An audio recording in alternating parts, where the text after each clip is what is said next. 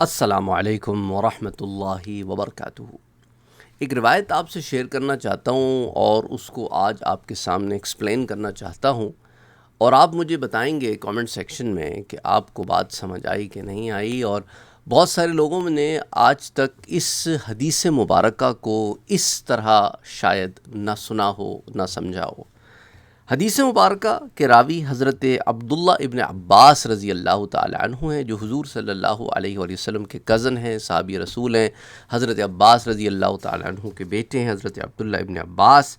آپ روایت کرتے ہیں کہ قال رسول اللہ صلی اللہ علیہ وآلہ وسلم، کہ پیارے نبی صلی اللہ علیہ وآلہ وسلم نے ارشاد فرمایا۔ حدیث طویل ہے، تو اس حدیث کا ایک ٹکڑا میں آپ سے ذکر کروں گا جو آپ نے شاید پہلے بھی سنا ہو۔ پیارے نبی صلی اللہ علیہ وآلہ وسلم نے اپنے صحابہ کے بارے میں اس حدیث کے اس ٹکڑے میں فرمایا، قالا اصحابی ان اصحابی بمنزلۃ النجوم فی السماء، میرے صحابہ کی مثال یوں ہیں جیسے آسمان پر ستارے جو کہ یکساں روشنی دیتے ہیں۔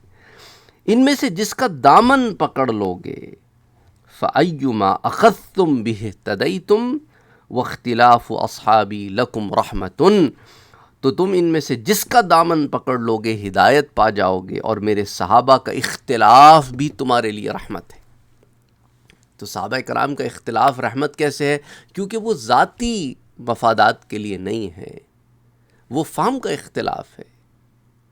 تو اس کے اندر تم کوئی ایسے نہ ہو کہ تم ان کے اوپر تان کرنے لگ جاؤ، ان کے اوپر کوئی ایسا معاملہ کرنے لگ جاؤ جو تمہاری آخرت خراب کرنے کا سبب ہو، کیونکہ کُلًّا وعد اللہ الحسنی، اللہ نے ان سب سے جنت کا وعدہ کیا ہے۔ تو تم جنتیوں کے اندر عیب نہ تلاش کرنے لگ جانا، کیونکہ ان کا اختلاف بھی رحمت ہے، کیونکہ ان کی نیتیں پاک ہیں، ان کی نیتیں صاف ہیں۔ اچھا، یہ روایت کا جو ٹکڑا میں آج آپ کو ایکسپلین کرنا چاہتا ہوں، بعد میں آپ کو اس روایت کی تمام تفصیلات بھی دوں گا کہ کن کن کتب حدیث میں آئی ہے۔ وہ یہ ہے کہ حضور نے اپنے صحابہ کو بمنزلۃ النجوم فی السماء کیوں کہا؟ حضور نے اپنے صحابہ کو ستارے ہی کیوں کہا؟ چاند بھی کہہ سکتے تھے، کوئی روشنی کی کوئی اور شے بھی کہہ سکتے تھے، دیا بھی کہہ سکتے تھے کہ دیے ہیں اور وہ تمہیں راستہ دکھاتے ہیں، تم جس دیے کے پیچھے چل پڑو گے، کوئی بھی بات کر سکتے تھے۔ ستارہ ہی کیوں کہا؟ اب اس بات کو سمجھیں، جو ستارہ ہوتا ہے نا، سورج کی مثال لے لیں، وہ اپنے اندر ایک فیول رکھتا ہے، ایک انرجی رکھتا ہے، اس فیول کے ذریعے وہ چمکتا ہے، وہ چمکتا ہے، اس کے اندر ایک انرجی ہوتی ہے، وہ کسی اور سے انرجی نہیں لے رہا ہوتا، اس کے اندر خود اللہ نے انرجی رکھی ہوتی ہے۔ تو میرے صحابہ کے اندر اللہ نے ایمان کی انرجی رکھتی ہے، اور یہ اپنے اندر یہ انرجی آف ایمان جو رکھتے ہیں، تو جب تم ان کی صحبتوں میں اور سنگتوں میں بیٹھتے ہو تو تمہارے مسائل کو یہ اپنے اندر سمیٹ لیتے ہیں، ان میں ایبزارپشن بھی ہے۔ ستاروں میں ایبزارپشن ہوتی ہے، یاد رکھیں، یہ ایبزارب کر لیتے ہیں چیزوں کو، اور تمہیں تمہارے مسائل کا حل کیسے دیتے ہیں؟ کیونکہ یہ چیزیں پھر بعد میں ریڈیٹ کرتے ہیں۔ ستارے ایبزارب بھی کرتے ہیں اور ریڈیٹ بھی کرتے ہیں، اور جب یہ ریڈیٹ کرتے ہیں تو پھر تم چمک اٹھتے ہو۔ یہ تمہیں چاند بنا دیتے ہیں جب یہ تمہیں روشنی دیتے ہیں۔ چاند دیکھتے ہیں نا آپ کیسے چمکتا ہے رات کو، تو پھر یہ جب چمکاتے ہیں اپنی ریڈیشن سے، تو پھر یہ ماند پڑے ہوئے سیارے، ستارے، یہ ماند پڑے ہوئے سیارے، پلانٹ، سیٹلائٹس، یہ پھر چمک اٹھتے ہیں۔ زمین میں بھی اس سورج ستارے کی وجہ سے روشنی آتی ہے۔ تو میرے صحابہ جو ہیں یہ ستاروں کی مانند ہیں کہ یہ تمہارے مسائل کو ایبزارب کر لیتے ہیں، یہ تم پر اپنی نگاہ ڈالتے ہیں، تو تمہارے جو مسائل ہوتے ہیں، وہ جو تمہارے گناہ ہوتے ہیں، وہ انہیں اپنی طرف کھینچ کر انہیں پھر تمہیں راستہ بتاتے ہیں کہ کیسے ان کو چھوڑو گے اور کیسے ہدایت کی طرف گامزن ہوگے۔ وہ اللہ اور اس کے رسول کے بتائے ہوئے طریقوں پر تمہیں گامزن کراتے ہیں۔ اس لیے کیا فرمایا کہ ان کی مثال ستاروں کی سی ہے۔ فَأَيُّمَا أَخَذْتُمْ بِهِ، ان میں سے تم جس کسی کا بھی دامن پکڑ لو، اہتدیتم، تم ہدایت پر آ جاؤ گے، کیونکہ یہ ستاروں کی مانند ہیں۔ ان کا کام ہے روشنی امٹ کرنا. اور یہ دیکھیں نا، یہ جو آپ کو چاند اتنا چمکتا نظر آتا ہے، یہ چاند اتنا جو چمکتا نظر آتا ہے، یہ 3 to 12% لائٹ ریفلیکٹ کرتا ہے اپنی، بس جتنی ایبزارب کرتا ہے سورج سے، اس کی 3 سے 12% صرف واپس پھینکتا ہے زمین، جس میں ہم کو وہ اتنا روشن نظر آتا ہے. تو سوچے وہ 88 to 97% وہ جو ریفلیکٹ نہیں کرتا، وہ کیا ہوگی. تو یہ مثال سے سمجھا رہا ہوں میں آپ کو. اس لیے پیارے نبی صلی اللہ علیہ وسلم نے اپنے صحابہ کو ستارے کہا کہ یہ تمہارے گناہوں کو ایبزارب یوں کر کے تمہیں ہدایت کی طرف ڈال دیتے ہیں کہ دیکھو گناہ کے راستے تم نے کیسے چھوڑنے ہیں، اللہ اور اس کے رسول کے بتائے ہوئے طریقوں پر کیسے چلنا ہے، اور تم چاند کی طرح چمک اٹھتے ہو.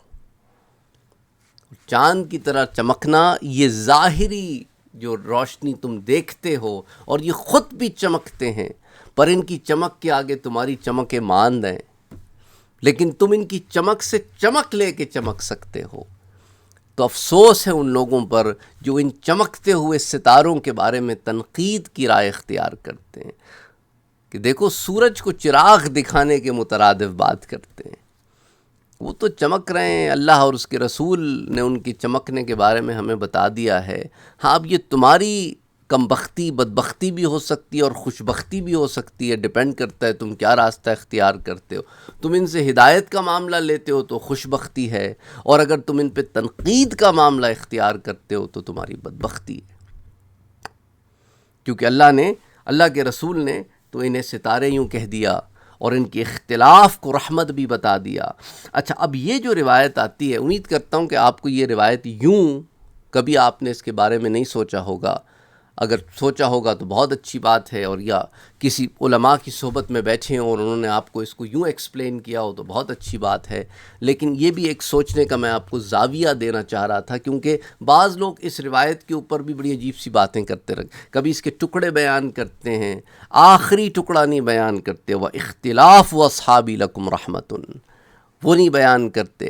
کبھی ان کے ہدایت ہونے والی بات کو سمجھ نہیں پاتے کہ حضور نے جو ستارے سے تشبیہ دی تو وجہ کیا ہے. تو اس بات کو سمجھنے کی بڑی ضرورت ہے کہ حضور صلی اللہ علیہ وسلم نے بڑی جامع بات فرما دی ستارے کہہ کر، کہ اللہ نے ان کو ایمان کی وہ فیول دیا ہے جس سے وہ تمہارے اندر بھی ایمان کا فیول ڈالتے ہیں، ایمان کی روشنی ڈالتے ہیں اللہ کے حکم سے. اچھا، یہ روایت جو ہے اسے امام بیہقی نے روایت کیا ہے السنن الکبریٰ میں حدیث 152. اسی طرح اسے عبد ابن حمید نے المسند میں روایت کیا ہے حدیث 783.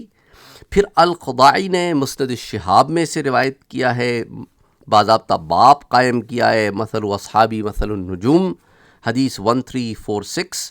امام دیلمی نے اسے مسند الفردوس میں روایت کیا ہے، اور امام ذہبی نے اسے میزان الاعتدال میں لسان المیزان میں روایت کیا، میزان الاعتدال میں روایت کیا، اور امام عسقلانی نے اسے فتح الباری میں، اور پھر لسان المیزان میں، اور پھر خطیب بغدادی نے الکفایہ فی علم الروایہ میں، امام سیوطی نے مفتاح الجنہ میں، ابن کثیر نے تحفۃ الطالب میں، ابن الملقن نے خلاصۃ البدر المنیر میں، اسی طرح شرح زرقانی میں، اسی طرح ابن عبد البر نے اسے التمہید میں، ابن قدامہ نے المغنی میں، آمدی نے الاحکام میں، پھر ابن حزم کی بھی ایک الاحکام ہے، وہ بھی اسے لے کر آئے. تو کئی کتب حدیث میں روایت آتی ہے.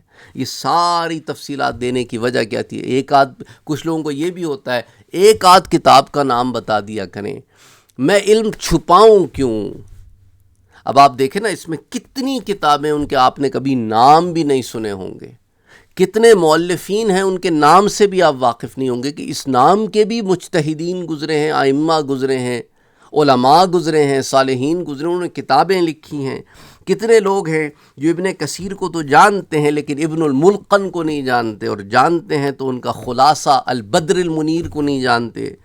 پھر امام زرقانی کو تو جانتے ہیں، ابن عبد البر کو بھی کچھ لوگ جانتے ہیں لیکن آمدی کو نہیں جانتے.